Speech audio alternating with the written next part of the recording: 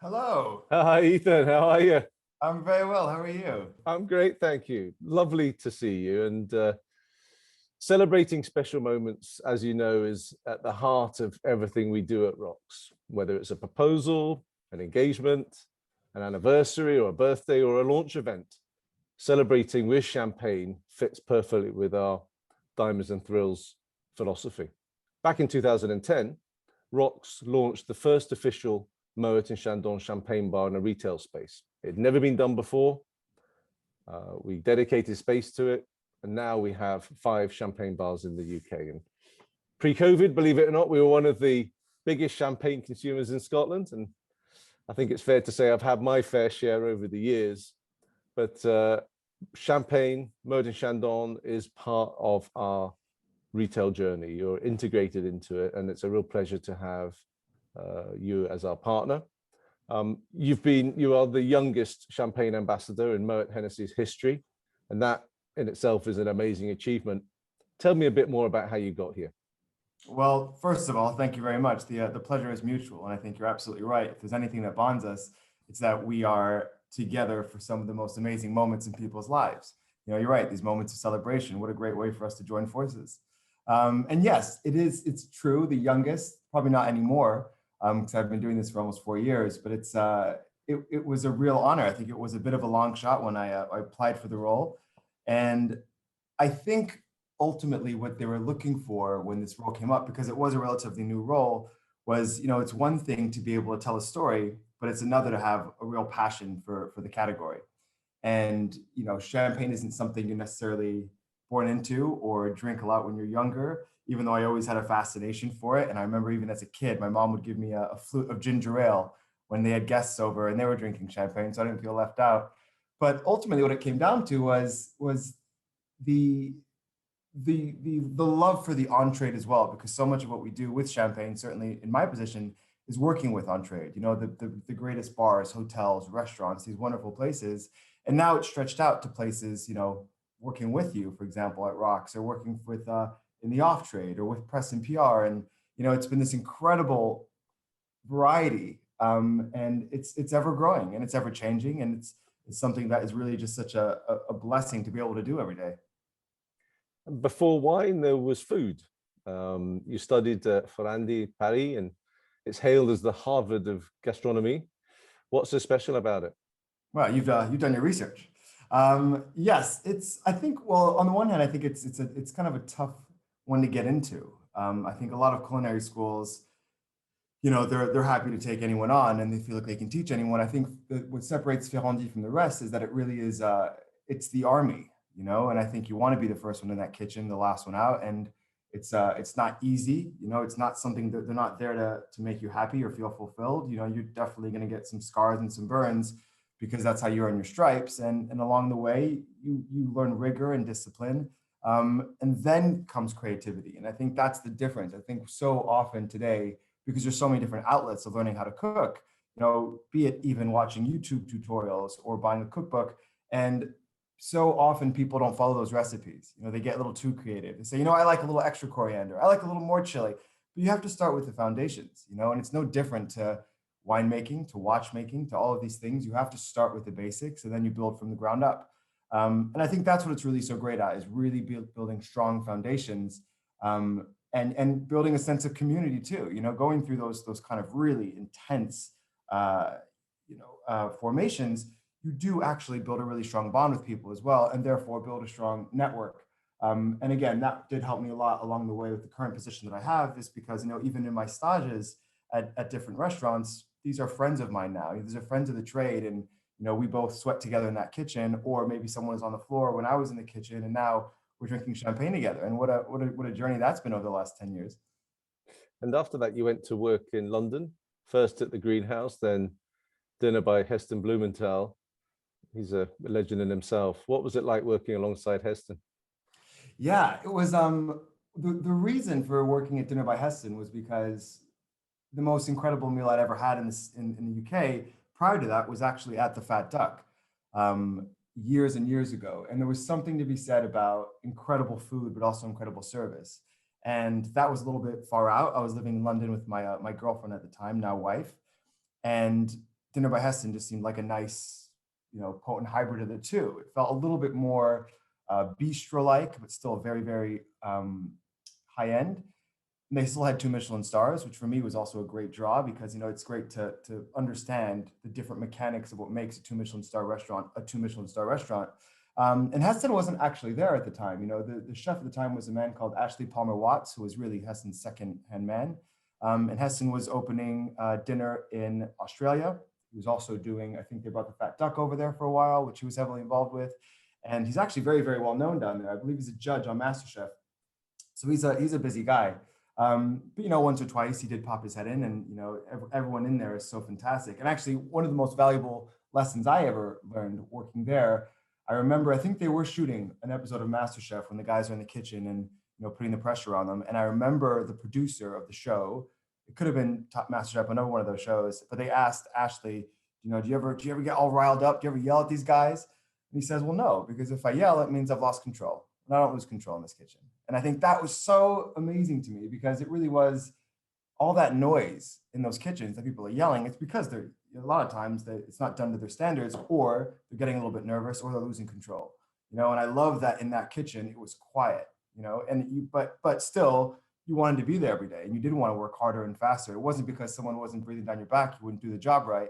It was because everyone was at that high standard, which is just amazing. Yeah, and my wife used to work with Andrew Fairley, who sadly passed away a couple of years ago. He was Scotland's top chef, 2 Michelin stars up at Gleneagles, and again he had that same philosophy. It was a very calm place, and he had the same view. If it's getting out of control, if you're out of control, the space is out of control. And I never forget talking about him so fondly because that's how he did run his kitchens. So you've worked in London, you've worked in Paris. How did the food scene compare between those two locations? I think that in Paris, certainly when I left, there was this rebirth of gastronomy, and it was called la bistronomie. It was about getting, Michelin star style cooking, but in a bistro setting. And I think that people were a little bit tired of those same 3 Michelin star restaurants that were serving you a couple asparaguses with an amazing sauce and some micro herbs. And of course it was delicious, but when you think about the price of what those 3 Michelin star tasting menus cost, and then you get the same people who are experienced in those kitchens taking it to the streets, as it were, in a much more relaxed setting, that became very, very appealing to me. So the kind of up and comings of Frenchie and Septime and Chateaubriand, and these were the kind of the big names at the time when I left Paris. And it was fun and it was sexy, but it was still sophisticated, and it was somewhere that you wanted to be. And I started to lose or fall out of love with that kind of traditional fine dining. So when I came to London, it's great because on the one hand, you do have the people with that French or at least European influence, whether it's from Spain or France or Italy, and it's quite traditional, but there is a little bit of modern day flair on it. But then equally, you still have the new kids on the block that are doing their version of bistronomie. And, I don't think the food scene's ever been better in the UK across the board, not just London. London is so concentrated, and there is a concentration of wealth as well that does help magnetize, having people come in to better restaurants. But certainly, you go anywhere, you go to Scotland, you go to Cardiff now, you go to Birmingham, these incredible restaurants are popping up and people are having fun, and they've learned, some of these guys have learned from the ground up and have really grafted their entire lives. Other people, they have a natural gift and a natural talent, and they're getting creative straight out of the back. They're making their own cured meats in the back of the restaurant. And I love that. It's, that should be something that we encourage and really vote for. And every time you go to one of those restaurants and you leave a good review, you're voting for more restaurants like that, And I think that's so our important. industry, 20 years ago, one of the reasons why we launched ROX was that the jewelry industry was an intimidating industry. As a shopper, going into a jewelry shop was intimidating. The doors creaked, they had shag pile carpets. You had somebody at the end of looking down at you, and it wasn't a great experience. And we set out to change that in our industry, and to see how the food industry has actually changed in the last 15 years in the UK is incredible.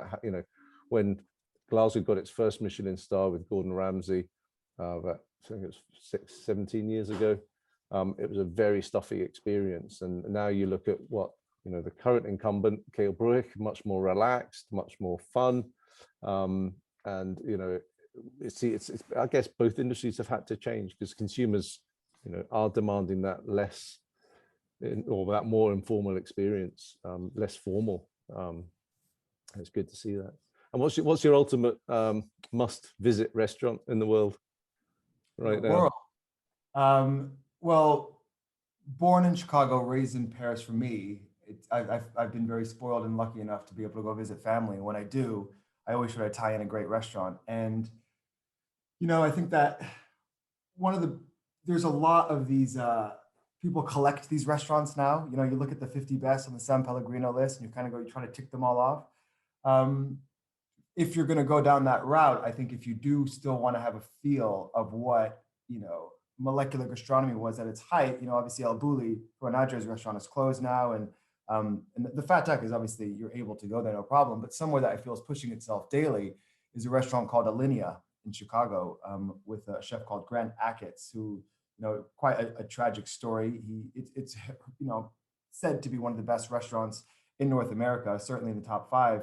But he actually got tongue cancer, so he lost his sense of taste for quite a while. So it's this horrible, horrible story. He got it back eventually, but it was a close call there. And to be able to keep that standard and to trust your team that much, because ultimately you're giving them your palate, and there's this amazing thing that's happening there to create that bond. It's there's something about that restaurant that I love. Not only that story, but the cooking is just so avant-garde, but they still make you feel like a kid in a candy shop. You're still able to go there, and they've reconstructed peanut butter and jelly, which is something that makes me feel very nostalgic, but suddenly it looks nothing like what I'd imagine. But as soon as it touches my tongue, it's fireworks in the sky. So it's places like that, I think, are worth still that 2-month waiting list, or saving up as much as it costs to go there. And making that, if it's going to be your one restaurant in a lifetime that you're really going to go, I had no idea food could be like this, definitely that one. And if not, if you're going for something a little bit more humble, there's a million different places. It's really up to what you're into, whether you're into seafood, or if you're a steak guy, if you're more into veg. There's discover it all. But I say that is the one that if I won the lottery tomorrow and I could buy a plane ticket and have a meal anywhere, that's probably where I'd go back to. Well, it's one on my list now. Although goodness knows when we'll be able to fly back to the States after this pandemic. So tell me a bit more about your role at Mot Hennessy. So my role is I am the custodian, if you will, the gatekeeper for education and advocacy for 5 champagne brands that we have within Mot Hennessy. And Mot Hennessy being the alcohol portfolio side of LVMH, which is Louis Vuitton, Mot Hennessy. We have 5 champagne brands. We have Moet Chandon, we have Veuve Clicquot, we have Ruinart, Dom Pérignon, and Krug. And I'll cover those 5 brands from an ambassador perspective, which will lead me to different places in the on-trade, telling the stories, the technical differences, the food pairings, working with chefs, working with somms, how to integrate it into their wine list, but equally how to integrate it potentially in a wine pairing menu if we are going to be pairing it with certain things. And then equally for PR and press, all our new launches, those 5 brands, there will be a new vintage, invariably at least one a year that we have. We're just launching actually Don Ruinart, which is the prestige cuvée for Ruinart, the new vintage 2009. And we talk to the press, we talk to our gatekeepers of the trade as well, and doing wonderful things like this, where we just get to be a voice for the category of champagne, at least within those 5 brands, and remind people why it's such a great drink to drink and why we should all be drinking more of it. It sounds like the perfect job, Ethan. It really does. I love Very it. lucky. I can't complain. Well, with so many beautiful champagne brands, and listen, I'm a genuine fan of all of them. Do you have a favorite? I do. I do have a favorite. Most probably because it really changed my perception of what I thought I knew about the brand. And it'd have to be Krug for me. Not only do I love the flavor, I love every bit of craftsmanship that goes into that bottle. It's just such an incredible, amount of work that goes into every single drop. But, it's certainly the house of which I feel closest to the family. It's still within the family. Olivier Krug is the 6th generation of the house. He's still the director.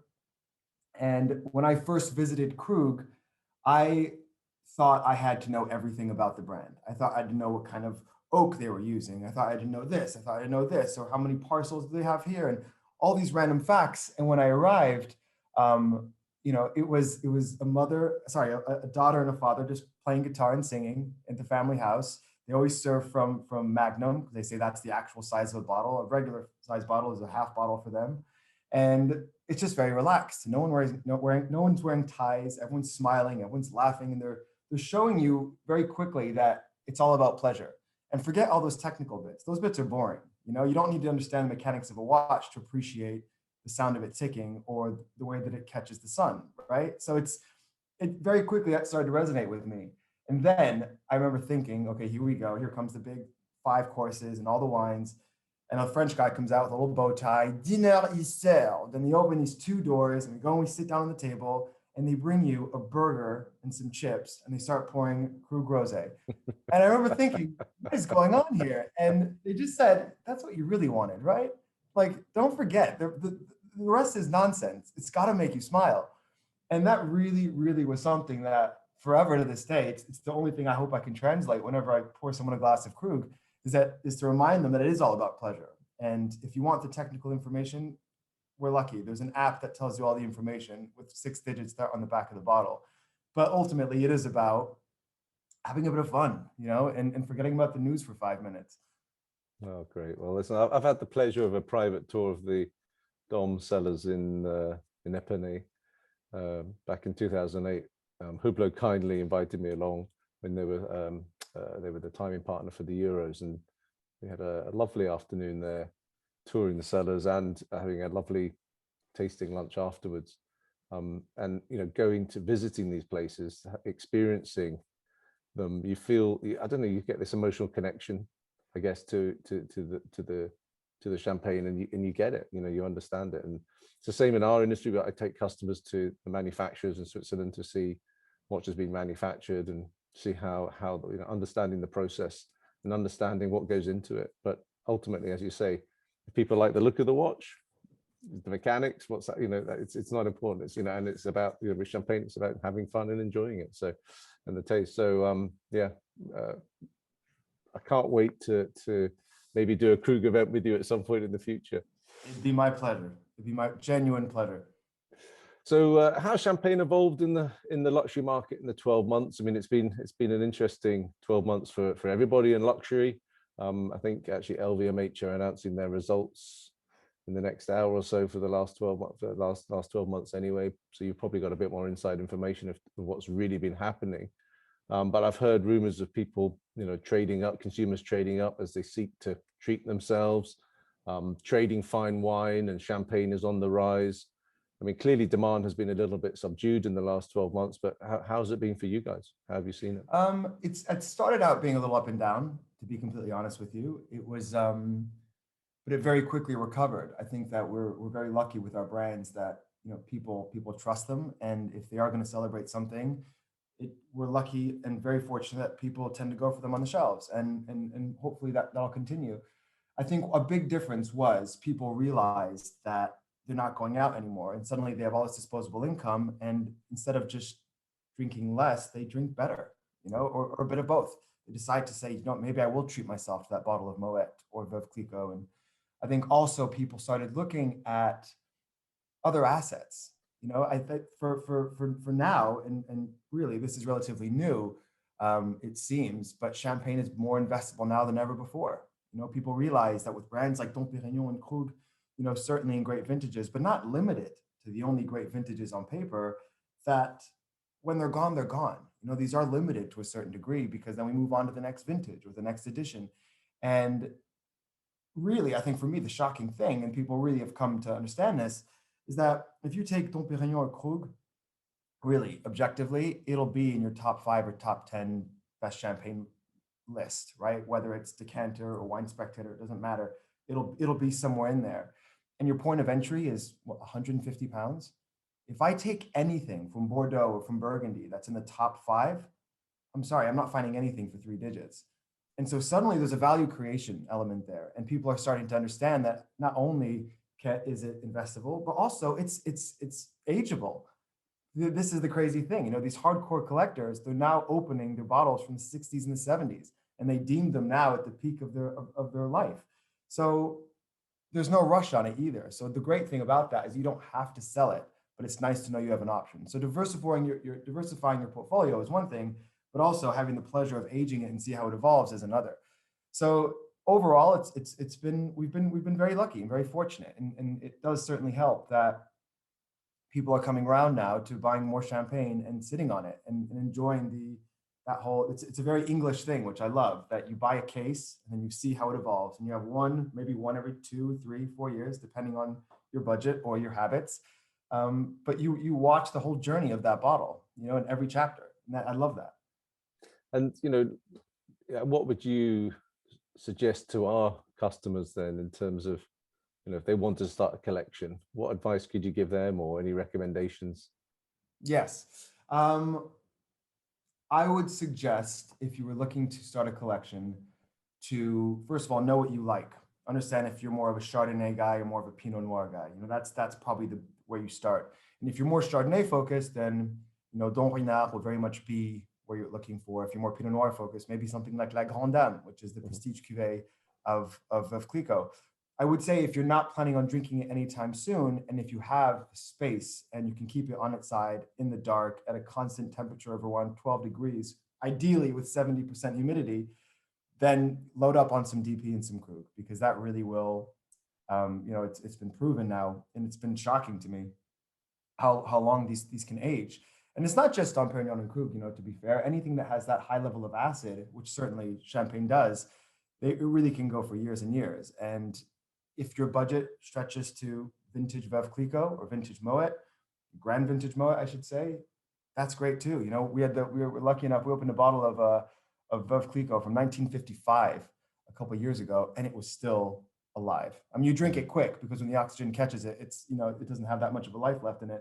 But certainly, it's still amazing, and it's like this incredible. It's like having tarte tatin with fresh vanilla bean ice cream on it and an espresso at the same time, and it all works. But it's also very much to your palate. You have to like a mature, fully developed champagne. If you like things a little bit younger and fresher, drink them a little bit younger. But the good thing about them is that they're released when they're deemed to be drunk. So most houses are on 2012. Yeah. For argument's sake, today, that's 9 years old. Imagine if Bordeaux was releasing 2010 right now. Wouldn't that be amazing? And it would be at least in a window where you'd feel compelled to open the bottle and not say, great, I'll enjoy it in 10 years' time. I got 2 very special bottles for my 50th back in February there that I keep looking at, and I just can't get myself to open them yet, but I know I'm going to have to soon. And one was a 98 Dom Perignon P2. And the other was a lovely red from Brunello from 1971, Beyond di Santi, but wow, the day of my birthday. So I know I have to drink that sooner rather than later. But the Dom Perignon is winking at me. It's sitting there looking at me. It's so tempting. Yeah, I know. I'm desperate to open it. That is a phenomenal wine, to be honest. Yeah. That is such a generous and it just doesn't feel right drinking it in the pandemic. I need to wait and enjoy it with friends and celebrate. So once we're out of this lockdown, I don't think they'll last very long, unfortunately. Well, when I come to visit finally, I'll bring something fun too. So you don't feel compelled to open that bottle. So you're clearly a fan of the finer things in life, and along with food and drink, I believe you have a passion for watches. Talk to me about your watch collection, and what's your favorite watch? Yeah, it's so funny, because this is right after Watches and Wonders, which is, I think, probably taking up most of our time. Both, obviously you working in the industry, and from a fan, waving through the window. It's there was something that I think that also resonated with me with Wei Ko, who runs Revolution magazine and website, and overall enthusiast, bon vivant, and actually, funnily enough, a Krug fan too. And there was an interview I remember watching with him, and he was comparing watches to wine, I think more specifically Burgundy. But he said what's so great about these two worlds crossing over is that they're both products that are created to be uniform, which individualize with time. So every scratch that you have on your watch, every time you knock a door jamb, whatever, it becomes your watch even more and more. And in the same way, if both of us had a bottle of P2 98, they would taste different if we both brought them to a dinner, the same dinner, 10 years from now. Slightly, they would individualize just based on our surroundings, right? Yeah. And there's an amazing crossover there. And I think that both with wine and with watches, it is where science meets technique to create art. And I think that is really a tangible thing, is because you need that craft, you need the science for all those cogs to turn at the right time. You need a certain ratio of sugar and yeast to create CO2. But equally, at the end of the day, either you like the watch or you don't, either you enjoy drinking the champagne or not. And that is very, very an emotional thing for me. So from a watch collector's perspective, I have to say, not to sound cliche, but I definitely have a thing for Rolex. And I think in my watch collecting journey, it didn't start with Rolex, but because I think at the beginning you go, oh, well, everyone's got a Rolex. Like how great can they be? But the more you read about watches, the more you play with different brands, the more you realize how great mechanically, for the scale of what they produce, that watch is, truly. And I'm actually wearing the recently discontinued Rolex Explorer Mark II, the 39mm one, which I love. And it's, it's just like, it's just an absolute beast. It's just a tank. And no matter what I'm doing, it's versatile enough to fit in. And I'm still early in my journey. There is a bit of Rolex in there, but of course, some of our LVMH brands as well. We have Tag Heuer, and we have Hublot and Zenith and Bulgari. I know you know these brands well, and they're great. And yeah, it's one of those things where I can't find myself trading or selling watches. I think once it's got your sweat marks on the leather strap, or once it's got a few dents or scratches from yourself, that's your watch. And it's fun to buy vintage. I actually find it more fun to buy new, because you're starting the story. And I guess watches do, as you say, they're timepieces actually. They're marking a moment in time, whether it's a reward for something you've done or whether it's just a moment, something catches you. And they do have that emotional connection. Do you have a Holy Grail watch? One that you've always aspired? So many, Karen. I do have a thing for a Langa and Sona. I love the Langa one. I think that is just one of the most original, beautiful, perfect watches ever made. And if we're talking, that would be my Grail, to be honest. And then of course I wouldn't be against an Aquanaut, a Travel Time, a Royal Oak 15202 jumbo. Wouldn't that be nice? Well, that's just now been discontinued. So now unless you want green. Green is the new blue. Yeah, apparently. exactly. It is indeed. We were just saying that last week. It's incredible how that color's come around. It's taken a bit of a while to get that kick started, actually. Blue has been so strong. And I live in a city that's half blue and half green. So I'm quite happy that green's coming now, just from a customer's point of view, because it can balance the blue. Absolutely. What do you think the next green is? They're saying red. Good question. Good question. Yeah, who knows? Don't know. I see what Hublot are doing with color right now. The black ceramic was so big 5-6 years ago. Then Hublot have come up with this white, clear sapphire.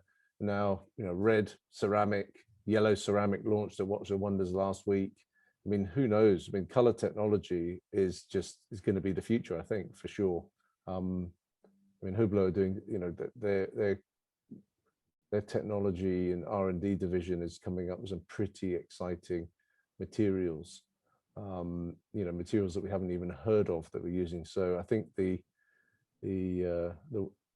future is certainly bright in that sense, in terms of color, because the black and white dial, I think, although to be fair, Tudor launched the Panda and reverse Panda chrono last week, which has just gone off the scale.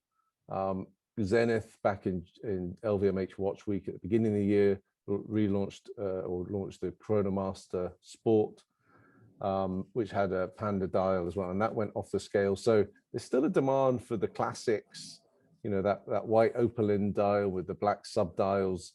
But yeah, so it's difficult to know, but it's that sort of vintage look with a modern twist, contemporary twist, is still popular. But blue we saw really, really hot, and got orange sapphire launched this year by Hublot. Who knows what the next green is? But isn't that fun though? Yeah, I love that. I think if you're going to have a watch collection, and it can be as modest as a G-Shock and maybe a Swatch Systems 51 and a Seiko 5. It doesn't matter. You know, you can have something very, very modest, but I do like the idea of something casual, something dressy, and something that's kind of a daily. And I think that if you're going to get that daily, that should be a little bit more classic, that white and black, something that you're talking about. But then you get to have fun with color. And I think that's what people are starting to find. And it is crazy. You know, you're not buying these things really to tell time. You know, you're buying them because they put a smile on your face. And it just so happens they tell time as well. But I love the idea that now finally brands are coming around to say, let's splash some color on it. You know, let's make it fun. Let's give a sense of personality to the person that's wearing this, because everything that we have is so standardized. I'm sure you and I probably have the same iPhone, same AirPods, probably have the same work computer, but yet we get to wear different watches and feel like it's a little telling of who we are as people. And actually, I love what Dom Pérignon are doing in terms of adding that personality to the brand. I mean, the collaboration with Lenny Kravitz, Lady Gaga. I mean, some of the visual and actually the physical experiences that they're doing now are just so different to anything any other champagne house has done. And you could almost, I kind of relate that to the watch industry in some respects, in that, you know, you have the traditional watchmakers that, you know, largely haven't really changed their direction. They're still pumping out the same product. But then you've got, you know, the super brands that are constantly innovating, doing things differently because customers are demanding that. And, you know, I'm really excited with what Dom Pérignon are doing, just from a marketing perspective, as well as a product perspective. And I mean, just some amazing collaborations, some really interesting artistic collaborations that are just so off pitch, aren't they, for your industry, I guess. 100%. And that really, I think, is in the DNA of the brand, where, you know, you can credit them for being the first for so many things within the category of prestige. You know, the first commercially available prestige cuvee, you know, first vintage being 21, really released in the mid 30s, first prestige rosé in 59, the first Unotech, or what we call Vinotech, late disgorged prestige champagne, now known as Plénitude for Dom Pérignon, in the early 2000s. These are all their first. And it just so happened that we've also been the first to consistently have a different creative director who's taking the brand in a different direction, at least for limited editions or for the marketing campaigns. Jeff Koons, Karl Lagerfeld, you know, Lady Gaga today, which is, and these are such individual personalities. They're not one and the same, none of them. And I love that they put their little sauce on the brand, and the brand stays the same. That's your foundation. And then they get to branch out which way they'd like to see the tree grow. And that's storytelling at its finest, isn't it? That's, you know, keeping the DNA of the brand tight there, the quality aspect, all those elements are there. But then, you know, just being creative. I love it. Well, we're out of lockdown now in England, Scotland next week, or by the time this podcast goes out, I guess, hopefully Scotland will be out too. Where have you been this week? I'm guessing you've been out in the gardens already, enjoying yourself. I have to say, I don't want to end this meeting early by incurring your wrath, but yes, certainly there have been a few pints enjoyed after work. And then, funnily enough, today's my first actual day going back into trade, giving the trade a couple of days just to, you know, it's been a while. They've been frozen for a while, so for them to come to thaw out and get back to what they're good at. And then tomorrow will be my first official meal out. And funnily enough, this interview is coming full circle because I'm going to dinner by Heston. So it's important to go back to the places that I think, you know, certainly I have a strong relationship with and I want to support, you know, straight out. So we're hopefully we'll see how those guys are doing and enjoy the terrace. Well, bravo, good luck, enjoy it, and thank you. We can't wait to get reopened here. We're looking down south with a bit of envy at the moment, but you know, it's been a long lockdown, and the one thing I've missed the most in the last 12 months is that excitement in the shop when, you know, people come in and, you know, we have a proposal in the shop, somebody gets down on bended knee, or, you know, we have an event you know, to launch, whether it's a new product or a new collection or a trunk show, or a watch collector dinner. And you know, these have been the moments that we've missed the most, where we celebrate, where we're together. You know, togetherness is, I guess, the one thing that we're all really missing. And we look forward with hope and anticipation for the rest of this year that, you know, life slowly but surely, safely returns to normal. And, you know, we'd love to have you up to Scotland.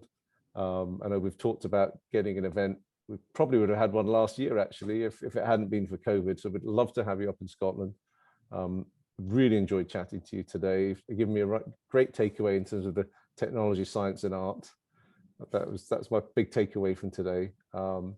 And I'd love to introduce you to our customers. Let's get an event together with one of our brands and do something special. It's been an absolute pleasure talking to you today. So pleasure was all mine. Thank you so much for having me. And likewise, it's been a blast to chat wine and watches for an hour or so, and looking forward to coming up to Scotland and clinking glasses in person soon. Hopefully very soon. All the best. Thanks, Karen. Thanks. Bye-bye.